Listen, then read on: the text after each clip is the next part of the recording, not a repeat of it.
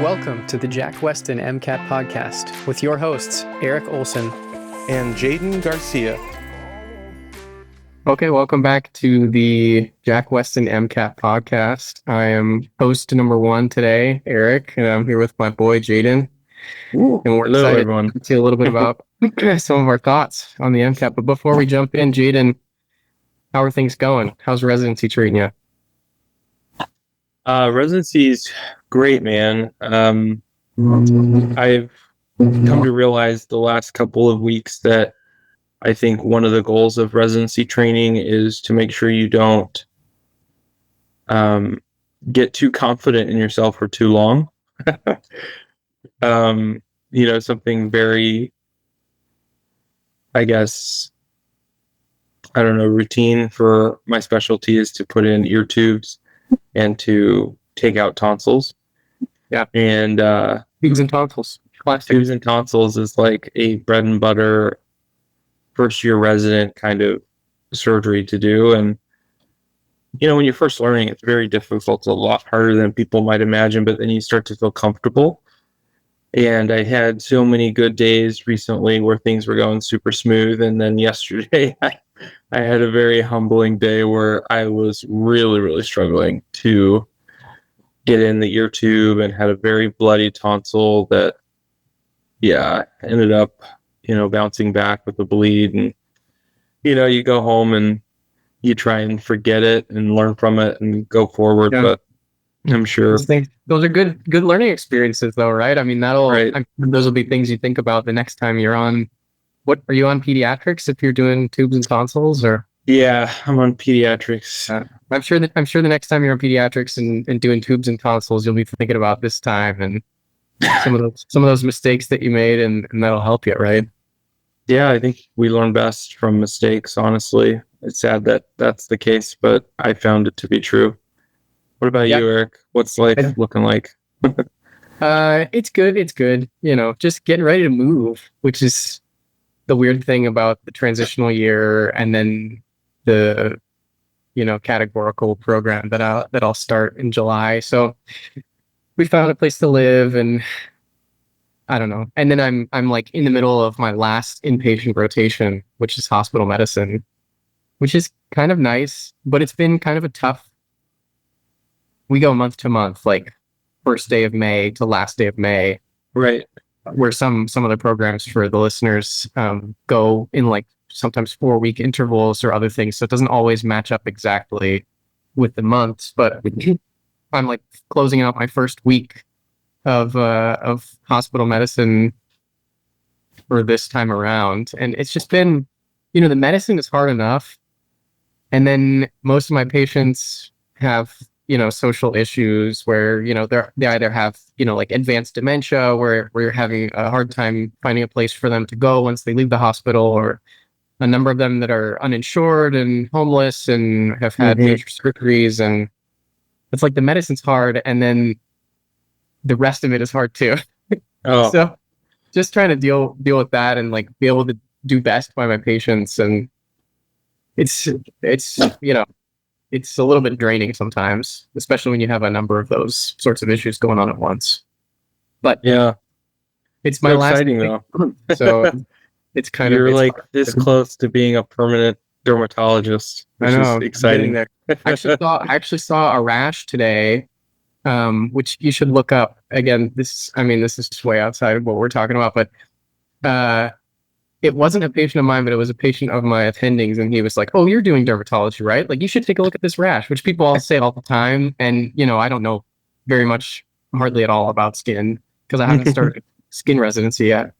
But he was like, have you ever seen anything like this before? And I'm fairly confident that it was something called erythema gyratum repens, which is like this pretty rare and very beautiful rash that has nothing to do with the MCAT, but you all should look it up if you have a chance.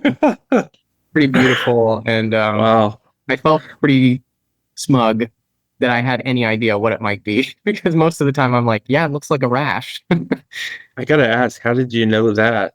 I escaped medical school apparently not knowing what that is. No, I saw a patient once that had it, and it's just such a distinct pattern that it's hard to forget. Yeah. Anyway, close. let's talk a little bit about the MCAT. And today we wanted to talk some about breaking down passages. And I think, when we talk about breaking down passages, it's certainly a different experience breaking down a CARS passage versus an anything else passage. And I think, there could be an argument that could be made for there's a significant difference between breaking down a chem phys passage versus a biochem passage versus a psych social passage. We're not going to be talking about CARS today, but we will be talking about kind of the other three as if they were lumped together into one, talking about how to approach, what things to look for, how we look at figures, things like that.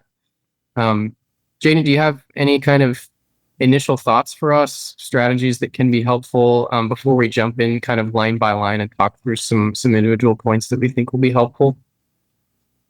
Yeah, I mean, big picture, I think this is what makes or breaks MCAT test takers in many ways. I've met a lot of really brilliant students over the years who really understand content to a degree much better than their peers. But this idea of taking new information and synthesizing it and simplifying it in a way that makes sense to answer questions correctly really gets people a lot of time. So I think this is a very high yield topic, and I think people listening should really emphasize their studies surrounding, how can I get better at breaking down passages? How can I be more thoughtful about how I'm approaching very difficult topics or topics I've never seen before? And at least having some sort of system that you can rely on, especially when things get tough. A lot does become muscle memory, but things do get tough at various points in the test, and you need to have something that you can draw back on to kind of redirect you. And hopefully some of the things we speak on and touch on today will be helpful. Yeah, thanks. I agree, and you say it's very high yield. I mean, when you think about you spend all this time studying content and you're like, well, I really got to know about optics, which is is optics going to show up? Maybe. But we'll study optics all day. But really understanding how to break down a passage, that's going to be 75% of your exam. It shows up on pretty much every question except for the discrete or standalone questions that are, a significantly smaller percentage of those questions that we see. And so I think it can be underemphasized, having a strategy, having kind of a game plan as you go for passage. I remember when I took my MCAT, the second passage. So it was passage number 1, 4 questions or whatever in Chem Phys. And then passage number 2 was it was I won't exactly get into the details, but it was complicated physics stuff. And, probably many people, physics is not exactly my strong suit. And I was like, this is it, I saw this stuff that I had no idea what was going on. It was these complicated figures. And I remember thinking well, I mean, I guess I can retest. It's not the end of the world. And it just set me off a little bit. If I hadn't practiced as much as I had, I think I really would have been thrown off. But ultimately, and I don't say this to toot my own horn or anything, but then I got a perfect score on Chem Phys, because I think you do enough of these passages and you have enough practice and you really know how to approach them. And, I might have gotten some questions wrong on that particular passage, but I don't think I got them all wrong, And so I think you have to have a certain degree of familiarity with approaching any given passage as well as approaching passages that are scary. Right. And a lot of these passages are scary for a variety of reasons. They have these abbreviations that we've never seen before. They use really big words. They use fancy vocabulary, some of which we may have seen and forgotten, and that will, set your anxiety racing, and others that you've never seen before. And that's also equally terrifying. They're complicated figures and it can be daunting. And so, I think the suggestion that I would have kind of off the bat, and I think this applies just as much really to CARS as it does to scientific passages. But it is that you should be reading. You should be reading, reading the news. You should be reading study materials. You should be reading textbooks. You shouldn't do all of your studying from videos. And that's not exactly like a Jack Weston tenet of how people should study, but that's my personal belief is like you need to read because ultimately you're going to have to read on the test and you're going to have to read a lot. And so I got this advice from one of the individuals who was kind of mentoring me when I started studying for the MCAT, and that was pick up a book, do it in your spare time, read articles from a magazine, read the newspaper, and be really deliberate that every sentence that you read, make sure you understand it before you move on. And at first, like, you don't really think about, I'm sure everyone's had the experience where like you read a paragraph of a book and then you get to the end of the paragraph and you're like, wait a minute, what? I got to go back and read that again. Yeah. You don't have that time on the MCAT, like you have to read and comprehend as you go. And so you have to kind of retrain yourself that every sentence that you read, start off by reading really slow if that's what you need to be able to comprehend things. And then you kind of speed up as you go. But again, it doesn't really matter what the subject material is. Obviously, it would be more helpful for these science sections if you're reading academic papers, right? Whatever you're reading, I guess my counsel is to be very deliberate and really think things through and make your brain work, because you don't want to be setting yourself on autopilot come test day and have to go back and read things again. That can be really problematic. Yeah, I'd like to kind of put in a plug for stamina training. Eric, I think that's a great idea to get people engaged in tough literature and material throughout their studies. And I think what proved to be very challenging for a lot of my students over the years has been reading for such long periods of time and staying just as efficient, just as motivated, just as aware of what's going on. I think it's really hard to do. And if you're someone who only trials these things for like 10 minutes at a time, it's better than zero. But there's a lot of benefit to, picking up some of these materials that you're talking about and reading for long periods of time, maybe read 4 scientific passages as you build up to that capability, because I think that really is a killer. Sometimes I would take my students' tests and find very quickly who struggled with stamina and who didn't, right? If I looked at your CARS section or any science section, I start to see you drop off at the end of every section, like it's your lowest passage score. I mean, that tells me you probably have a stamina issue. Yeah. And that can be troubleshooted, at least in part, by trying to read for longer periods of time and staying engaged. Yeah, and I mean, it's kind of outside the scope of what we're talking about today, but as far as stamina, just sitting down and studying, whether that be, even if it is just watching videos, or doing practice questions or whatever, and like putting your phone away from you. And how long are the sections, Jaden? They're 90 minutes, right? 90 minute, an hour 35 for most, I think, all 3 of them, and then one's an hour and a half. So like you have to study for longer periods than that without picking up your phone when you're practicing, right? Like you can't be like rewarding yourself every 45 minutes with 5 minutes on TikTok. And like come test day, then you don't have that anymore. Like you have to study for like 2 hours without a break. And it doesn't have to be that every day, right? But like if you're able to make it 2 hours and you're still like medium sharp, then when you have a 90-minute test section, like you'll be able to knock it out of the park is the hope. Yeah, but I wholeheartedly agree. You can see when people struggle with stamina, and so it's so important to put things down, get things out of your way, and be able to sit down and really focus. And I think that has to do with the test as a whole as well as with specific passages. What about abbreviations, Jaden? What are your thoughts on like, I was reading one of the AAMC passages the other day, and it talks about, now I'm trying to remember what the abbreviation stood for. It's MALDI, which is like, I don't know. Do you know the one I'm talking about? Is that like a solution? I'm sure you've seen it. No, it's like a lazy something. I gotta look it up now I'm saying it out loud. But like Yeah. something you've never heard of before is the point. Like some concept, like maybe it's a solution or maybe it's a device, or maybe it's some sort of radiation that they're talking about. And they throw out these long strings of words and then they're like, oh yeah, it's like GGT 656. Like what do you do with that? You know, like what's the strategy there? Everybody has a different opinion on writing things down, and I think it's reasonable to take a moderate approach. Don't write too much, and certainly nothing at all may be harmful. Very But diplomatic.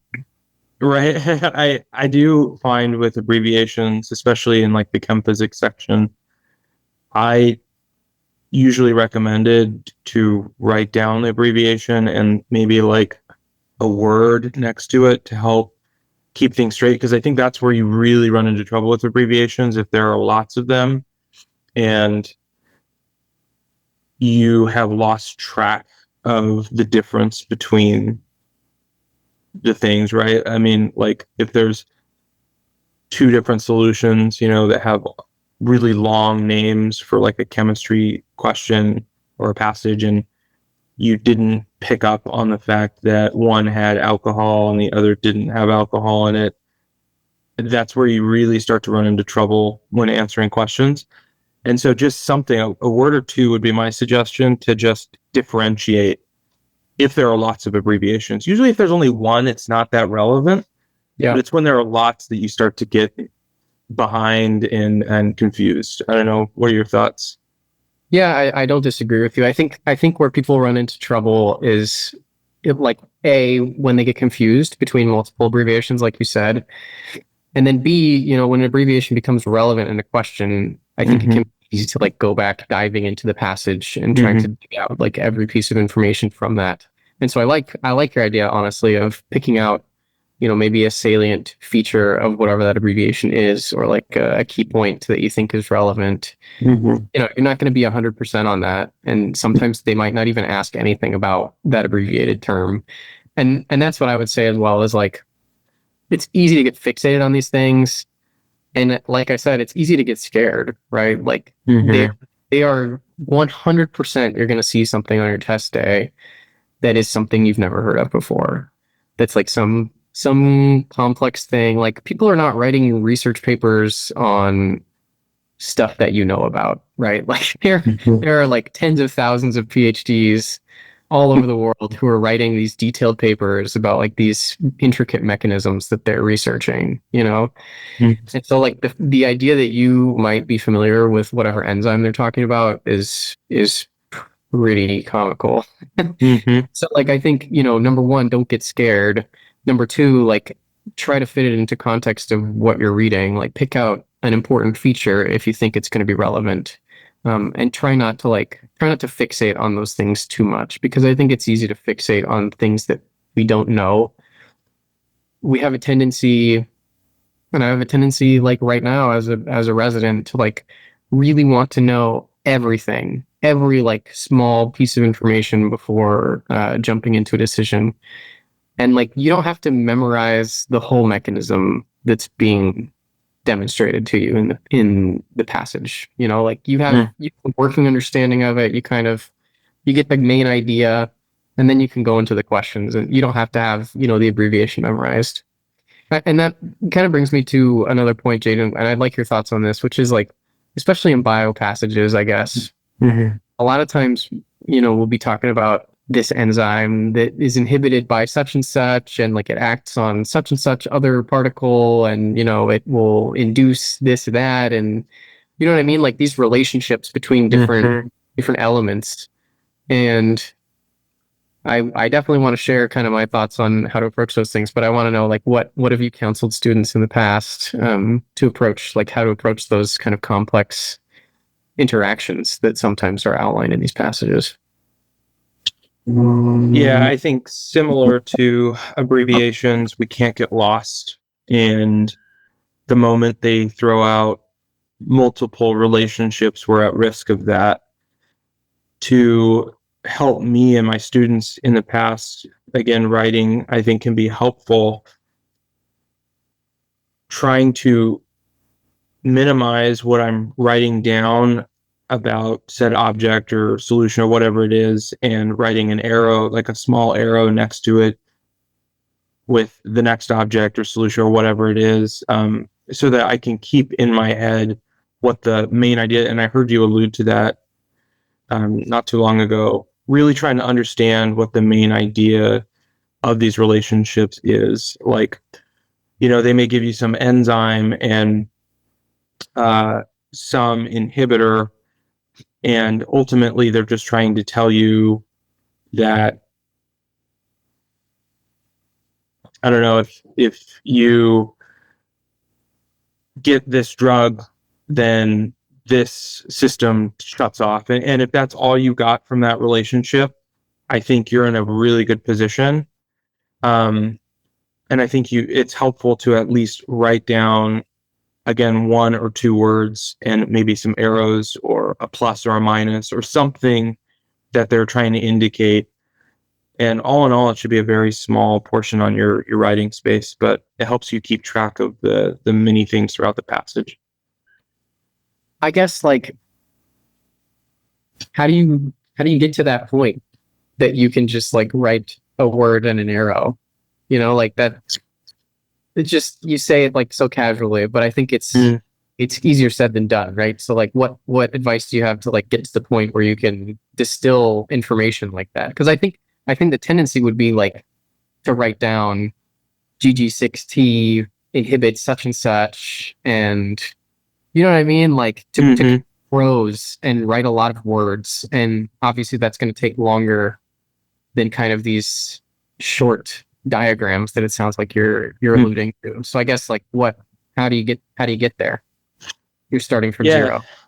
I mean, I think this is the same. I was getting a consult today for this like very complex kid that has had every surgery known to man, every cardiac condition, has like multiple tumors everywhere. And similarly to passages, it's very easy when the medicine resident is calling me to tell me what's going on with this patient to get lost in all of these weeds. There was so much going on. If you were to look at my scratch paper when I was taking the call, it would have made no sense to you. I mean, and I think that's the point, is trying to shorthand what makes sense to you, but somebody else shouldn't make sense, because only your brain should be registering how short these things are.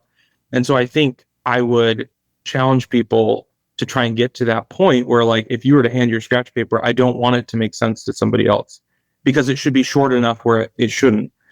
And I really tried to just focus on the key elements of what was relevant for my story as an ear, nose, and throat doctor, while keeping everything else very brief. And to your point, Eric, this is not something that comes overnight, and this is why we keep emphasizing this has to be a long process. And I think it's something that you should finish a test and then look at your notes or what you wrote down and ask yourself, is this too much? Did I get too bogged down? And where can I improve? And I'll tell you, with the CARS passages, I met with a whole bunch of students, and I would ask them, what is the main idea of this passage? And they would give me like 5-6 sentences. And I'm like, no, try and get it down to 3 words, 4 words, 5 words, something like that. And it took a long time and practice, but eventually you get there, or at least get close to.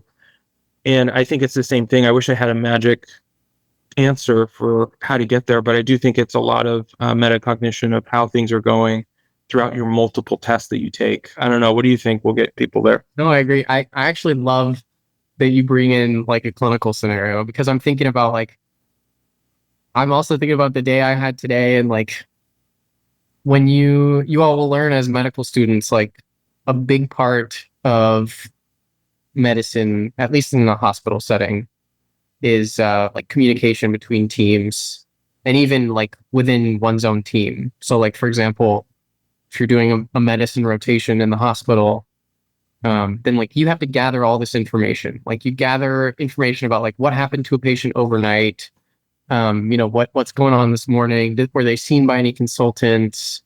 And that's kind of your like subjective data of like the story of like what's going on right now. You also have to gather objective data, which is like, what are their vital signs? What are their labs showing? Did they get any imaging? Are their blood cultures back? Like hard data that you have, not like the story, but like the numbers, right? And then you have to be able to say like, here's the big picture of what's going on, and here are like the problems that this patient is facing, and here's how we're addressing each of them. And so like it's a lot of information, right? And you take all of this together, and then when you get with the rest of your team, with the residents and with your attending physician, then you give a presentation. It's a big part of medicine is giving presentations so that your whole team is on the same page. You're giving all this information that you've gathered, and then kind of synthesizing and determining, what the plan is, what you think the next best steps are. And like when you're a medical student, you're saying like every lab value, like every vital sign from the past 24 hours, like you're detailing it all out. It's like way more information than anyone would ever want.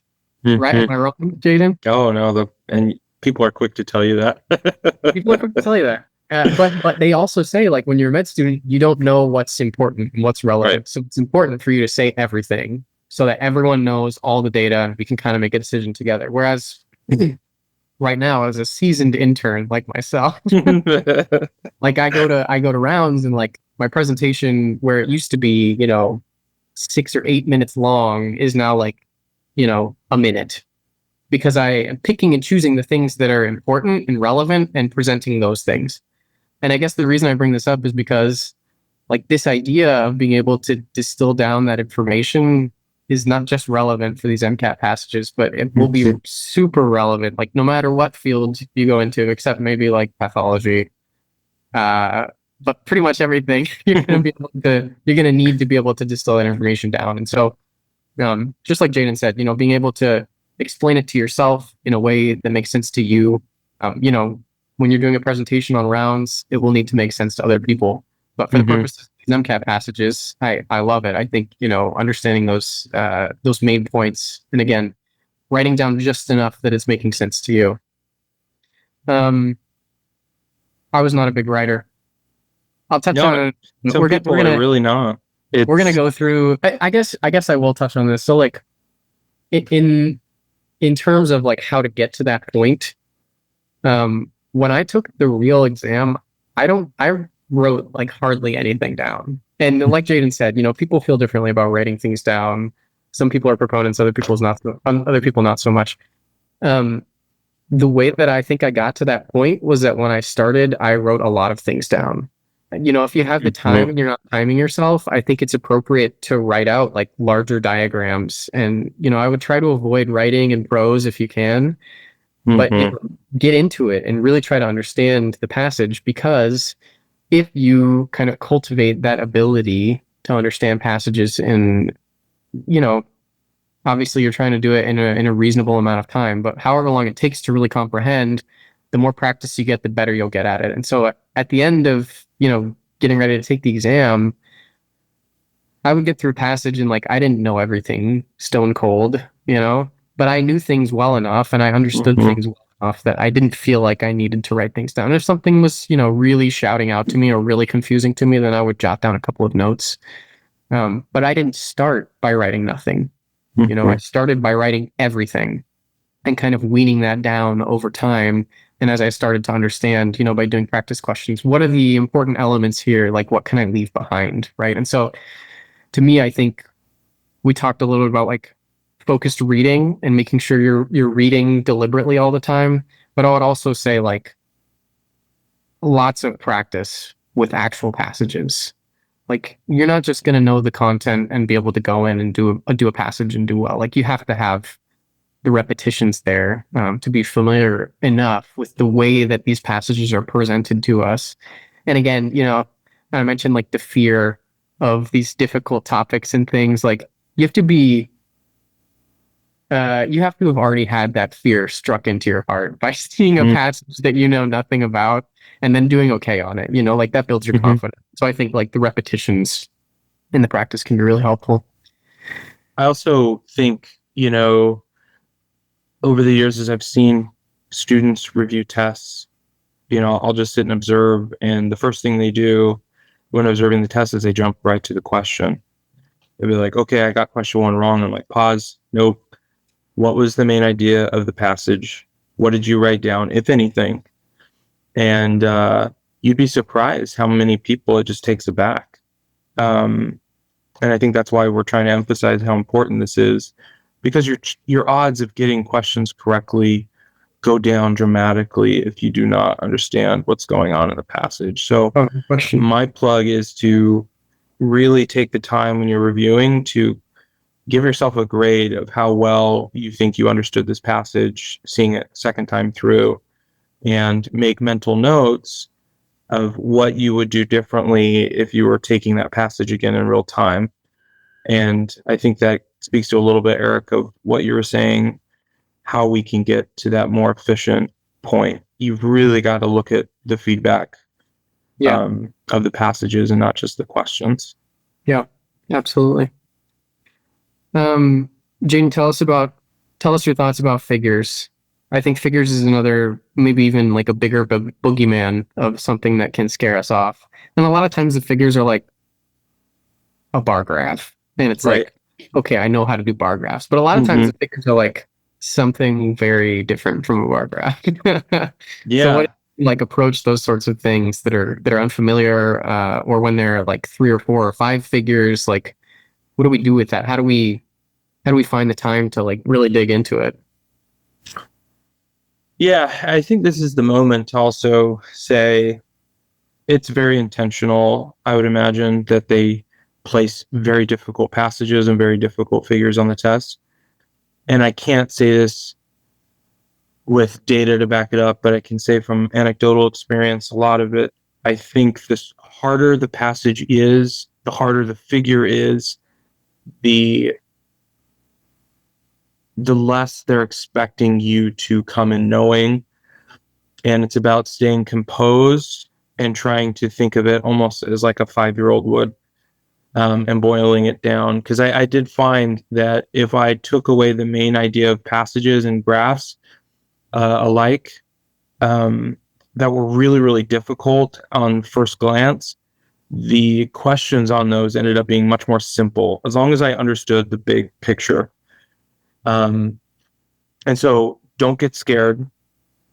Know that it's something foreign to you, but also go in with the confidence, like if it's really daunting and it looks like nothing you've seen before, they're probably not going to expect a lot of you. They want you to stay composed, try and boil it down the way a 5-year-old would, and go from there. So to more specifically answer your question, Eric, with figures, I think if you don't understand units, if you don't understand axes, you're in trouble. So the first thing I would always look at is the figure legend. If there's anything to tell us a little bit of background on a figure, especially if it's difficult, the sentence or so right beneath the figure that kind of tells us what's in the figure can be helpful and orienting. And then after that, I try and understand the axis X and Y, or if it's a figure, just certainly trying to understand what is the main message that this figure is trying to convey to me. And again, it's usually the answer is in that little legend or a description right below. And I try and not spend too much time on it because, as you know, Eric, sometimes we spend too much time and there's not a single question on it. So my first pass is always to just big picture. I may say like, oh, when this goes up, this goes down. And that may be all I do. And if a question asks me later, more specific about that, I may return and just take another glance. But I don't want to waste time on something that may not even be asked about. And so I'm just looking for big picture. And I think the axes, the legend or summary beneath is the first place I look. What about you? Yeah, I agree. I mean, it's funny, like when I've done like exam reviews with students in the past, and you get into I guess not even exam reviews. I'm more thinking of like, I have a student who's struggling with such and such section, biochem section, like let's do a passage together, right? And I'm like, we'll turn off the timer. Let's I want you to walk me through, like, tell me how you're looking at this passage. Like, what are the points that you're picking out? What are you understanding? And people just get bogged down in figures. And that's really why I want to bring it up, is because it is really easy to spend a lot of time on a figure. And like I said, if you if you needed to like do a journal club and like present that figure to a group of people, then yeah, like you need to understand. You need to understand that figure. But that's just not the case for the MCAT. It's not the case. I would say probably upwards of 75% of the time that you don't need to like intricately understand a figure. And you mentioned like a lot of the time there are no questions at all. I have had passages that I've done where there are no questions directly related to like what was actually being taught in the passage. Like it was just the passage happened to be on like electromagnetic radiation. It was like a bunch of questions about, like Planck's constant and like photons and whatnot. You know what I mean? Mm-hmm. And so I struggle with teaching this sort of thing because you don't want to tell people to ignore the passage. And that's definitely not the right thing to do. There's no question about it. But it is crucial to not spend too much time on these figures, especially. I think the figures can really weigh you down. Mm-hmm. And I agree with you. You can't necessarily just skip over them. But I certainly wouldn't be spending even a minute on them, right? Like you have three, maybe 4 minutes per passage to read the passage before you get into the questions. And if you spend a minute on a figure, then you're down to 2 minutes to read the rest of everything. And, heaven forbid there are 3 figures, because then you're really in trouble. You know what I mean? Right. So I agree, like look at the axis, read the legend, maybe see kind of how it fits in context of what's being said in the text. The other thing that I would say, I agree with you, if you can take the time to like get a main idea of the figure, that's great. But again, depending on where I was, if I was short on time, I might just read the legend and come back to it if they ask, because I felt like so much of the time, and again, this is not gospel. This was my strategy. But so much of the time, they're not asking about it. And so it just killed me because I was there when I would spend, 45 seconds on a figure and then, it not come up again. The other thing as far as figures go that I think is really important is that you have to have some grasp on experimental design. And I think this really comes into play in psych soc, where you really need to understand like good experimental technique and like what's the control and all the different types of bias and all that. It doesn't really come into play in chem phys or biochem as much. But you need to know like, is there a little asterisk there that's showing that the data is statistically significant? Because if there is, like, you should probably take note of that in particular. If there's no asterisk where there is somewhere else, but there's not here, like, that means it's not significant, which means if they ask if there's a difference, the answer is no, right? Like, maybe the bars are at different heights, but if there's no statistical significance, then it doesn't count. So, like, an understanding of that, I think, is important. Like, when is it significant? When is it not? And then an understanding of like, how do we really, determine a relationship between an independent and a dependent variable from an experimental perspective? Like, you can only change one variable at a time, right? Sometimes you'll get a figure that has like, 2 different variables. They're 2 different independent variables, and they're like trying different concentrations of solution A, and they're trying different concentrations of solution B. And like, if they're changing multiple things at once, then like that really muddies your ability to to form a conclusion based on those things. And again, like these are just principles, I think, a couple of principles that are important in understanding how experimental science works. And if you don't understand those things, then like that can come and become troublesome for you as you try to interpret these figures. Now, for me, like I said, I think looking at the axis is important. Look at the units, look at the legend. And if you can get a main idea, I think that's great. But I wouldn't spend more than 30 seconds on a single figure, if that. And then if you need to come back to it, it's okay to come back to it, But it can be easy to waste time on those figures when sometimes they don't come into play at all. It's tough. Like I said, some of these passages, all the questions will be like pretty much unrelated to the passage. Like others will have questions that you have to know everything, right? I think that's less common in my experience, at least, but those do happen too. And so you have to have the skill set and the kind of the toolkit that you can break down those passages and break down the figures in particular to come to a conclusion of like, what are they showing? What are they demonstrating experimentally and things like that?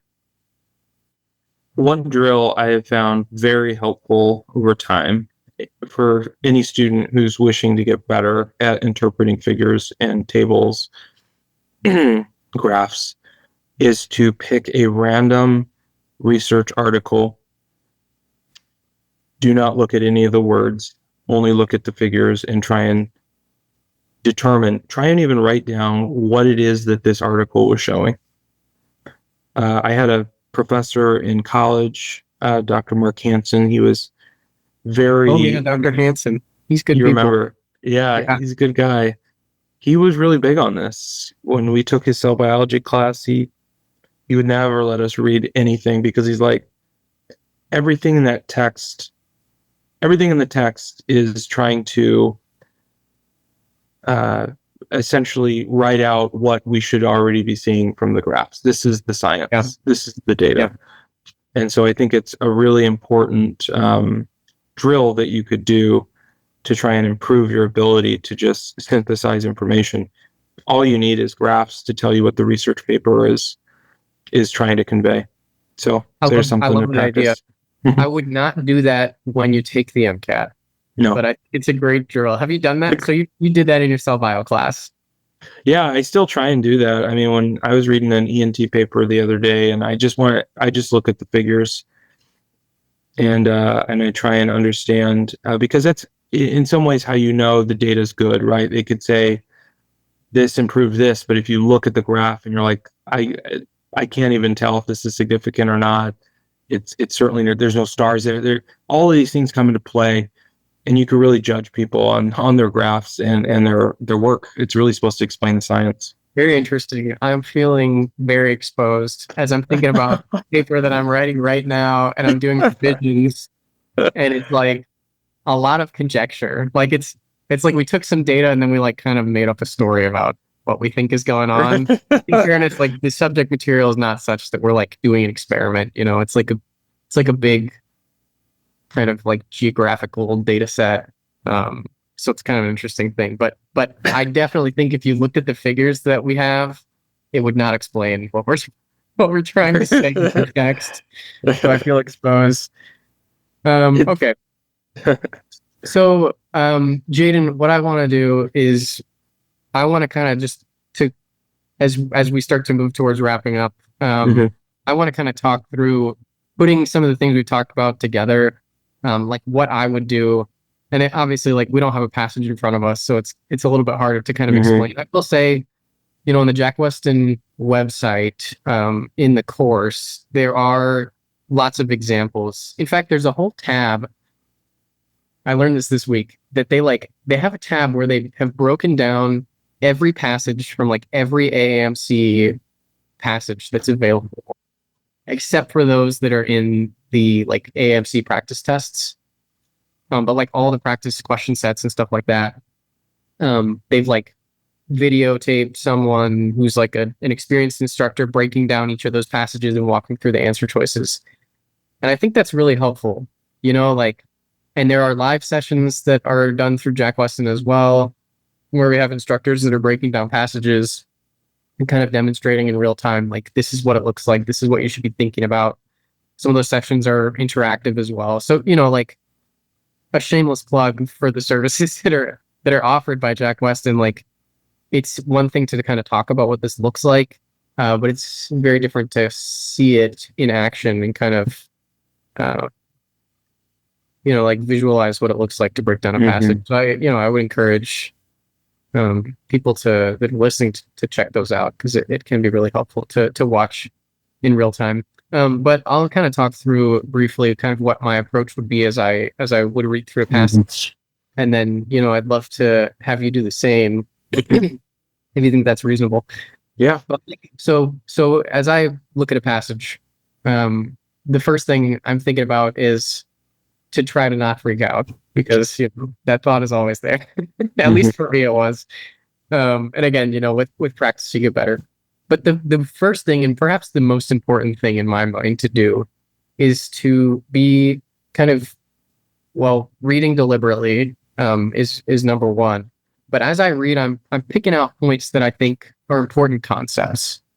Because ultimately, like, each of these passages is made up of a number of concepts that they want to touch on. And a lot of what they want us to know is like the relationships between different concepts. But anything that they touch on, any one concept, any one idea, something you've studied in the past, is something that they can then ask a question on. And I touched on, like, maybe they talk about electromagnetic radiation, then all the questions are on photons. So, like, if they talk about electromagnetic radiation in the first sentence, I'm like, I'm keying in on that. If I were a highlighter, which I'm not, it's something I would think about highlighting, because it's like a big topic. It's a high yield MCAT thing. As I go throughout the passage, maybe they're talking about heat or, light or sound or other types of energy. Maybe they talk about conservation of energy. Like, that's a big concept. I'm going to be highlighting that in my mind. As we go down further, maybe then maybe then they start to talk about conservation of mass or something like that. That's another big topic. Maybe they talk about force, F equals ma, things like this. All of these things that are like the big concepts that you're learning about. Because so much of the passages that you read are going to be fluff, and they're going to be these abbreviations, and they're going to be like these things you've never heard of before. And those things are maybe important, but the big concepts, like the things that when those get mentioned, those are going to be important. So my like priority number one is to pick out those things that I think are going to be tested, that I think are going to come up.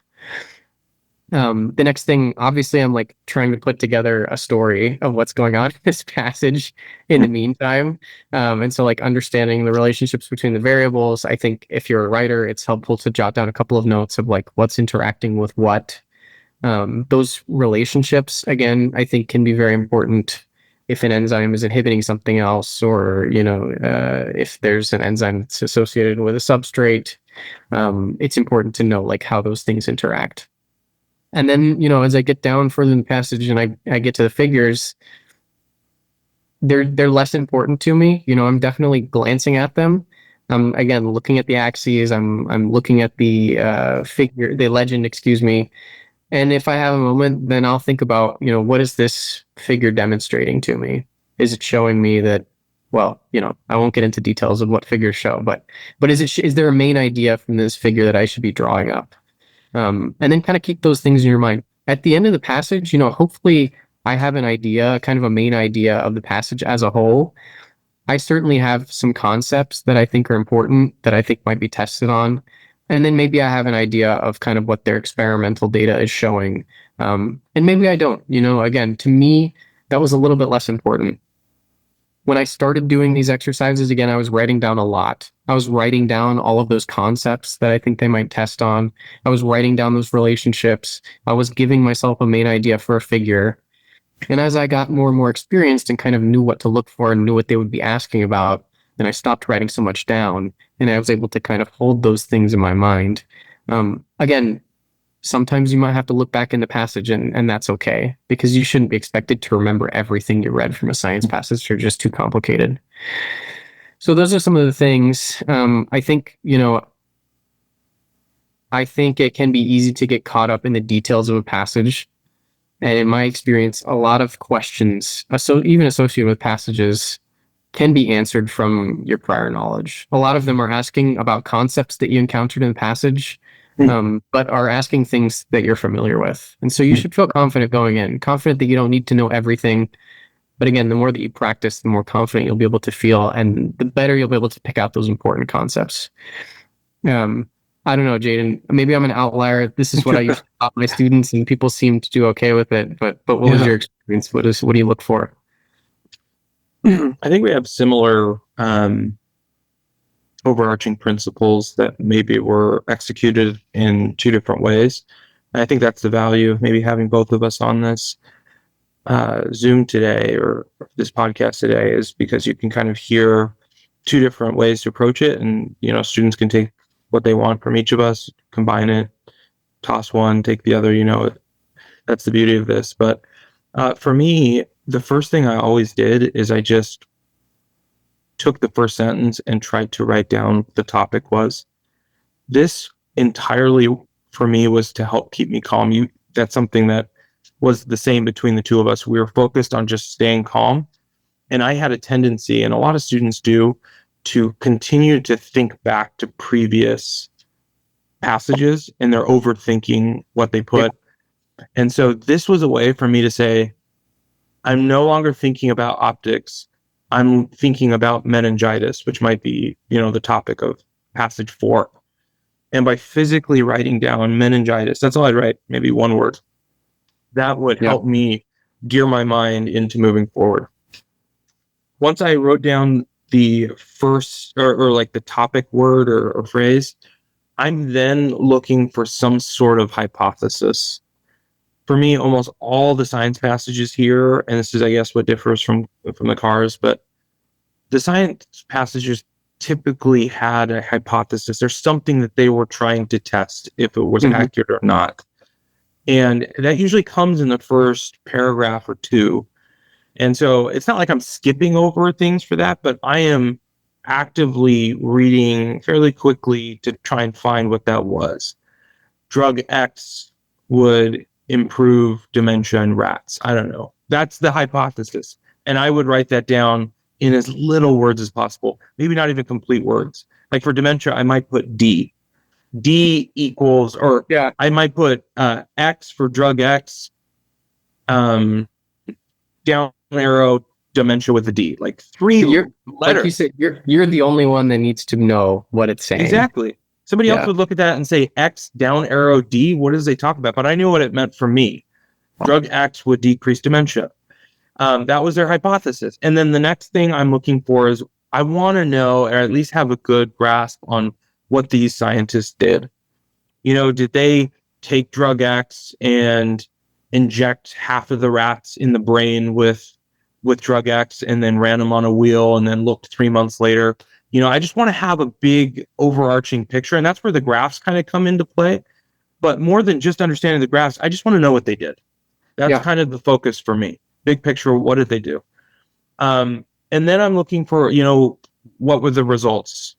And here again, I may have written down just a couple of letters or arrows or something to just say X not equal dementia D, And then I would overall try and come up with some main idea if possible. And it doesn't always make sense in every section, maybe even in Psych Soc to write down a main idea. But I think the aforementioned parts of my algorithm hold true for almost everything. And so just to summarize, I always write down the topic. I always look for the hypothesis. I want to know the big overarching picture of what the researchers did. And, was there any main idea? What were they trying to tell me by all of this? And I think that if you understand that, even in the most difficult passage, you are golden when it comes to the questions. You're just so far ahead. Yeah, I guess I would say that I wish you were my tutor when I took the MCAT. No, dude. No, but I do. I guess I would say one thing. I think it's a great strategy, Jaden. I think you couldn't go wrong either way. And in fact, if I were going to take it again, I would do it the way you did it. Just because it sounds very sound. Mine was a little bit less algorithmic, which I think allowed for a little bit more error, allowed me to be a little bit more flexible, which, sometimes was helpful and probably sometimes was not. But one thing I would say is, if whatever the strategy is to whoever is, listening to this, what I would not do is practice Jaden's way for, 2 months. And then if you have 2 months to go, say, I don't like Jaden's way anymore, I'm going to do Eric's way. I would pick one, it doesn't have to be our methods. It can be whatever you want, but I would do what you're going to do and stick with it. Because if you try to change, it's going to be like starting from scratch. You try to switch things. If you tweak things a little bit here and there based on, how you feel will be helpful, that's great. But if you want to do a 180, I don't think it's a good idea. I think it's helpful to decide what's going to be helpful for you and kind of practice that and hammer it down. Because again, it takes a lot of practice and it takes a lot of repetitions. And so the more you can get doing your strategy, whatever your plan is that you think will be best, the more prepared you'll be. And I think, knowing yourself and how you think about things, where you're good, where you're not, is really important. That self-reflection. I think, looking at you and me, Eric, I think we came from different, test-taking backgrounds. I think you were very, I think you're a naturally gifted individual, but I think you've always had a knack for testing. Coming into college, I did okay on the SAT. I did okay on the ACT. I really needed to do well on the MCAT. And so it was kind of foreign to me. And I'm somebody who needed more structure. And that is not for every person. Some people can read a whole Cars passage, not write anything down, and do very well. And to those people, I think, keep going with that. Don't change it. People. Yeah. Right. And I think whichever way jives most with some of our listeners, take that and, as you mentioned, tweak something here and there that fits you better, because at the end of the day, you're not Jaden, you're not Eric, but hopefully there's a scaffold here of two successful people. Yeah. Well, thanks, Jaden, for your thoughts. Thank you all for listening. We love you all. We are hopeful for your success and want to help you however we can. We do want to do an Ask Us Anything episode in a couple of weeks here. So we'll put a link in the description, and we'd love for you guys to submit your questions so that we can get a little bit more personal, a little bit more specific with whatever it is that we can help you with, because we really just want to support you in your journey and trying to help you have success on this test.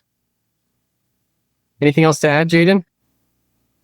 No, I think that's great. We look forward to hearing from all of you and chatting in the future. All right. We'll sign off and talk to you all next week. Take care.